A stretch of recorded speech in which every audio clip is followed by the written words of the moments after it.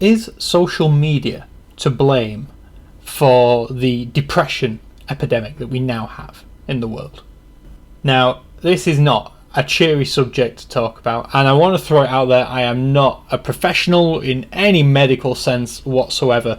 This is merely a theory that I have, and I've done some research into some numbers. So if you see me looking down, that's what that is.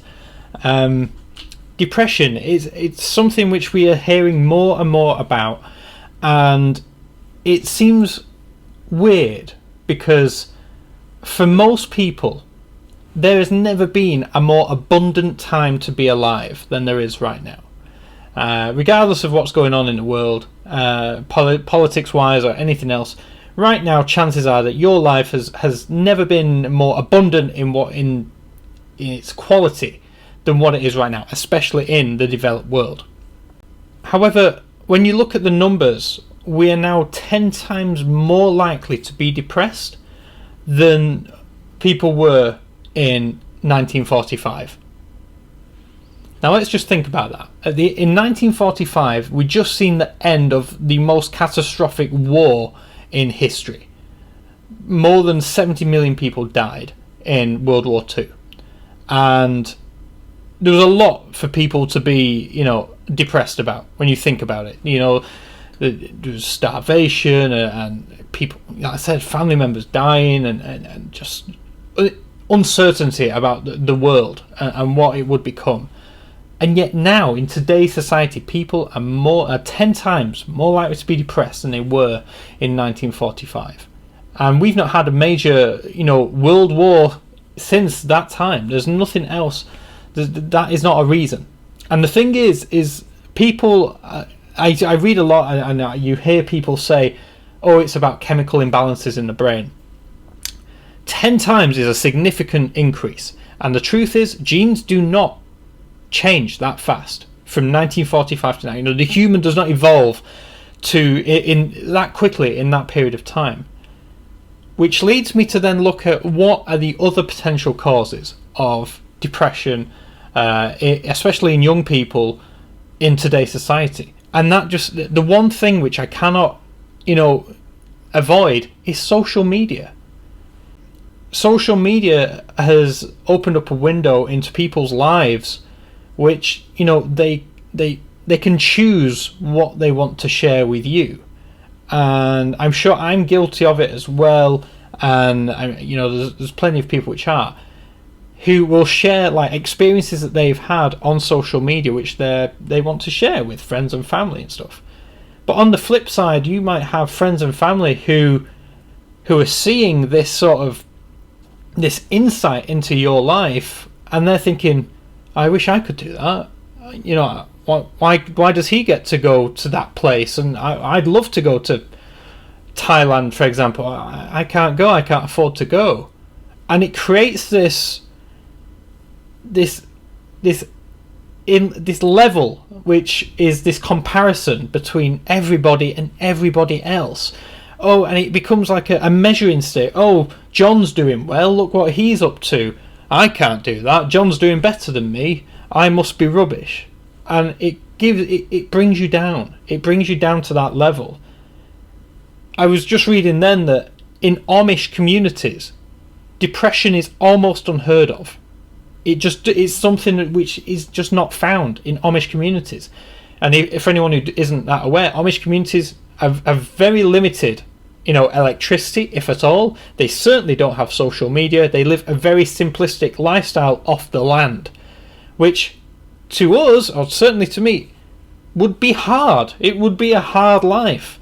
It would be much harder than the life I lead. I can go to a supermarket and pick up, I can drive to a supermarket and pick up loads of vegetables and whatever it is that I need. They have to grow it and they make it and they churn their own milk and whatever else. And that life is harder. But they're not depressed. We are.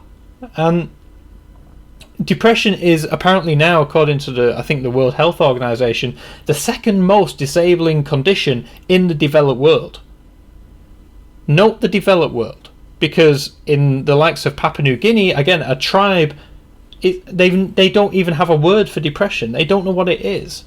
And it's because collectively, well, what experts are saying is they believe that because collectively, if one person has a problem, the community comes together to help them with that problem, or that it's that sense of having people around you who genuinely care and genuinely, want you to be happy and want to make sure you're okay.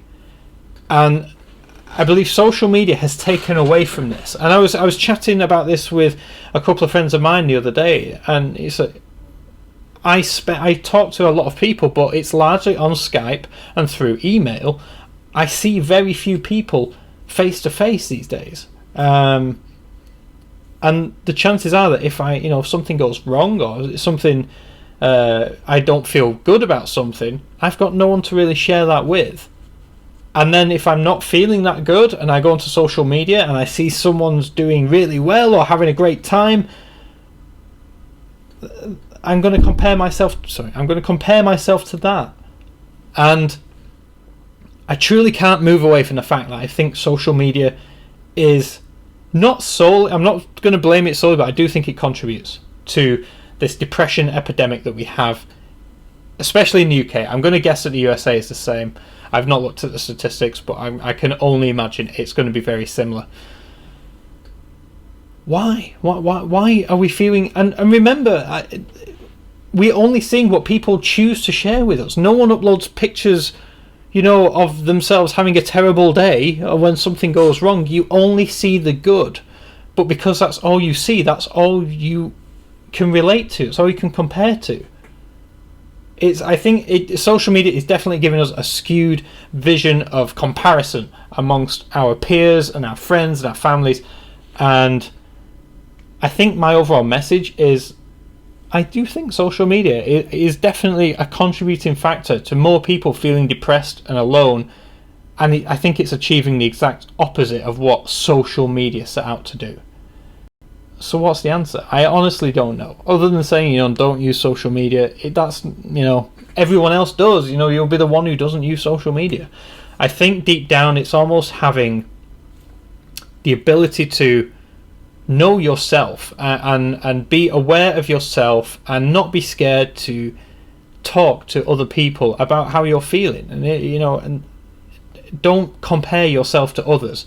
Run your own race. Don't it's your life at the end of the day. What anyone else chooses to do with theirs is up to you. I've always tried to say this, that being an entrepreneur is not for everyone. It wouldn't work. The world wouldn't work if everybody was wired like an entrepreneur. In fact, it's probably a good thing that there's less entrepreneurs around, because we're not the best people. The world wouldn't work the way it does with just a load of entrepreneurs. So remember, be true to yourself and just don't compare yourself to others. Like I said, run your own race at the end of the day. I'd love to hear your thoughts on this. It's something which has been in my mind for a few months now, and it seemed like a video which I'd like to make in order to try and see what people think. Do you agree with me? Am I off the mark? Is there another contributing factor I'm missing? Please let me know. I'd love to know what you think.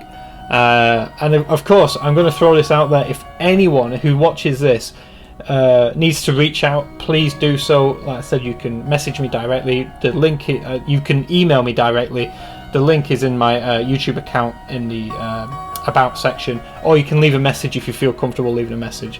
At the end of the day, I think the world needs more happiness than anything else right now. I hope you found this video useful. If you have, a like rating would be very much appreciated. And with that said, I hope you have enjoyed this video, and I look forward to hopefully speaking with you in the next video. Thank you for watching.